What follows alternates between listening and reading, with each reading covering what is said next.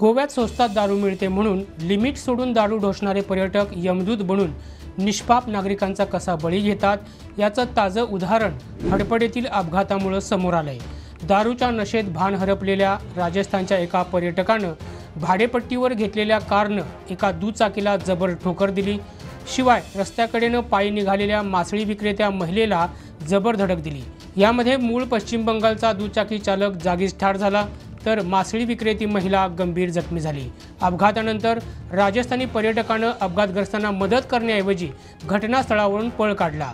Police त्याचा शोध घेत आहेत। 26 जानेवारीला सकाळी 7:30 वाजता हडपडेत नेमकं काय घडलं पाहूया सविस्तर वृत्तांत।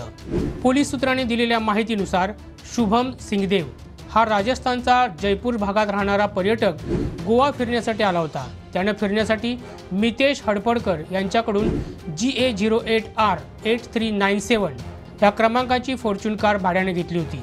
26 जानेवारीला सकाळी 7:30 वाजण्याच्या सुमारास हा पर्यटक मद्यधुंद अवस्थेत कार चालवत होता। हडपड येथील व्हिएगर सुपर मार्केटजवळ आल्यानंतर त्याचं कारवरील नियंत्रण सुटलं आणि त्याची गाडी विरुद्ध मार्गावर गेली। त्याचवेळी समोरून साळगावात राहणारा आणि मूळ पश्चिम बंगालचा 44 वर्षीय रहिवासी अमरुल हक हा GA03B1965 या क्रमांकाच्या दुचाकीनं हडपड येथील एका रेस्टॉरंटमध्ये चिकन पोहोचवण्यासाठी निघाला होता। त्याच्या दुचाकीला कारची जबर धडक बसली। यामध्ये अमरुल जागीच ठार झाला। त्यानंतर कारनं त्याच ठिकाणाहून माशाची टोपली डोक्यावर घेऊन निघालेल्या शीला नामक 54 वर्षीय महिलेला ठोकर मारली आणि कार बाजूच्या वीज खांबावर जाऊन आदळली। यात तो खांब देखील मोडून पडला। या भीषण अपघातानंतर शुभमनं घटनास्थळावरून पळ काढला।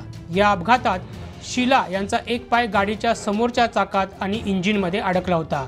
त्या वेदनेनं ओरडत होत्या तेव्हा उपस्थित लोक तिचा व्हिडिओ काढत होते, अशी माहिती स्थानिक सरपंच रोशन रेडकर यांनी पत्रकारांना दिली।